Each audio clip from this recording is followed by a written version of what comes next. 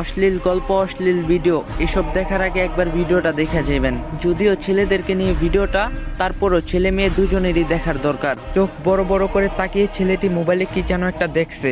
অন্ধকার ঘর, আফসা কানে ইয়ারফোন, দেখছে জিনার দৃশ্য, স্বাদ নিচ্ছে তার চোখ। বড় বড় করে তাকিয়ে আছে ছেলেটি, দেখছে গোপন নিকৃষ্ট দৃশ্যগুলো। নিস্তব্ধ রাত, 11:20। নেকেট দেখছে বা অবৈধ কোনো নারীর সাথে জিনার আলাপ করছে নির্ভীতিতে। কত সাথ গুনাহ করতে। হঠাৎ আচমকা শরীরটা ঝাঁকুনি দিয়ে উঠল।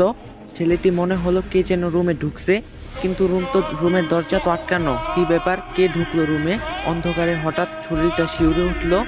অজানা কেমন একটা শব্দ কানে বাজলো। অনুভব করতে পারলো কেন জানি শরীরটা অবশ হয়ে যাচ্ছে। হঠাৎ বাদিকে দেখলো, এটা কি? ওমা, কে এটা? বিশাল বড় কে আমার পাশে দাঁড়িয়ে আছে? কিভাবে ঢুকলো রুমে? হাই মাবুদ, এ কেমন ভয়ানক মূর্তি দাঁড়িয়ে আছে আমার সামনে। থর থর করে কাঁপতে শরীর। হাত থেকে বুকের উপরে পড়লো মোবাইলটা। নেকেট চলছে পুরো দমে। মোবাইলটা বুকের উপর থেকে পিছলে ছেলেটির গায়ের উপর গিয়ে পড়লো, কিন্তু চলছে উলঙ্গ নারী পুরুষের জিনার ভিডিও। হয়তো মৃত্যুর ডাক পড়ে গেল তার। সে দেখছে মালাকুল মাউত দাঁড়িয়ে আছে অথঙ্ক মৃত্যুর দ্রুত। একটু আগেও দেহটা ছিল অনেক গরম, কিন্তু মুহূর্তে ঝিম মেরে ঠান্ডা হয়ে গেছে। মৃত্যু আজ তার সামনে।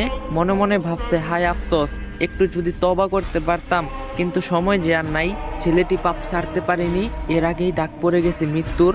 সময়ও পায়নি তওবা করতে। মোবাইলে ছিল অগণিত উলঙ্গ ভিডিও, ছিল কত রং বেরঙের সুরালো গান। ডিলেটও করতে পারেনি, তার আগেই মৃত্যু হাজির। মৃত্যু ডাকছে তাকে, এসো হে নাপাক আত্মা, আসো হে নাপাক জামিল। নফসের উপর অত্যাচারী রুহু। ভয়ে রুহু দৌড়াদৌড়ি শুরু করলো। দেহের আনাচে কানাচে পা দুটি হিম ঠান্ডা হতে শুরু করলো। কেউ নেই পাশে, চোখ উল্টিয়ে ভয়ে গলাটাও শুকিয়ে গেছে।